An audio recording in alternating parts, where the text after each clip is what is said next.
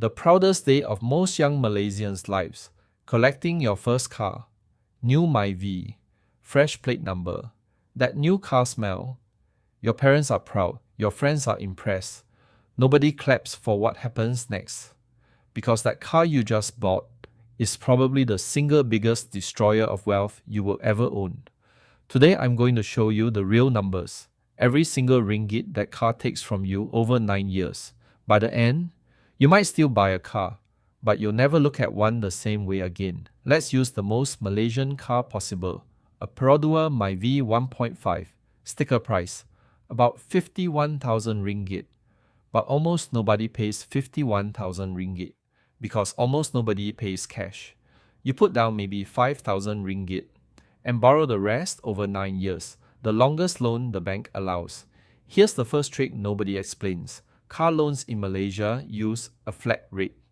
The 3% they quote you is charged on the full loan amount every year, even as you pay it down. In real terms, that 3% works out closer to 5.5%.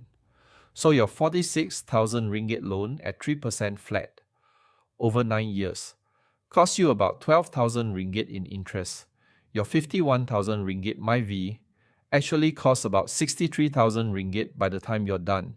And that's just the price of the metal. The car hasn't moved 1 meter yet. Now let's talk about what it costs to actually use it. Petrol. If you commute daily in the Klang Valley, you're burning 300 ringgit to 400 ringgit a month. Let's say 350 ringgit. Tolls. The daily highway commute adds 150 ringgit to 250 ringgit a month. Let's say 200 ringgit. Your touch and go reload is basically a subscription you can't cancel. Parking, office building, shopping, malls, weekend outings. Another 150 ringgit to 250 ringgit a month in the city. Let's say 150 ringgit if you're careful. Insurance and road tax. For a Myvi, about 1,500 ringgit a year. That's 125 ringgit a month. Skip it and you can't legally drive. Maintenance, servicing every 10,000 kilometers, tires every few years, battery, wipers, brake pads. Average it out and it's about 100 ringgit a month, more as the car gets older. So let's add it up. Loan payment, 540 ringgit. Petrol, 350 ringgit. Tolls, 200 ringgit. Parking, 150 ringgit. Insurance, 125 ringgit. Maintenance, 100 ringgit. Your 51,000 ringgit car costs you about 1,465 ringgit a month. If you earn 3,500 ringgit a month, that car is eating 42% of your salary. Nearly half of everything you work for goes to a machine that sits in a parking lot 95% of the day. Now stretch that over the full 9 years of the loan. Running costs about 925 ringgit a month. That's 100,000 ringgit. Loan payments plus down payment, 63,000 ringgit. Total, about 163,000 ringgit. For a 51,000 ringgit car, over 9 years, you paid more than 3 times the sticker price. And here's the punchline. After 9 years, what is that Myvi worth? About 20,000 ringgit if you're lucky. Your 163,000 ringgit turned into 20,000 ringgit. That's not an investment. That's not even an asset. That's a 143,000 ringgit expense wearing an asset costume. And remember, this is a Myvi, the cheapest respectable car in Malaysia. Now imagine the numbers on a Honda City, a Civic, or the BMW your colleague just bought to impress people at traffic lights. Now let's play the painful game. What if you didn't buy the car or bought much less car? Say you found a way to spend 600 ringgit a month on transport instead of 1,465 ringgit. Public transport, a second-hand motorbike, carpooling, occasional Grab. That's 865 ringgit a month saved. Invest it at 7% return.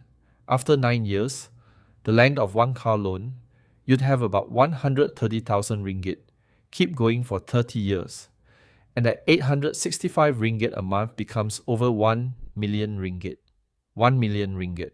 That's the real price of the car. Not 51,000 ringgit. Not even 163,000 ringgit. The car cost you the millionaire you could have been. This is what finance people call opportunity cost. Every ringgit that goes into the car is a ringgit that can never grow. The car doesn't just take your money, it takes your money's future.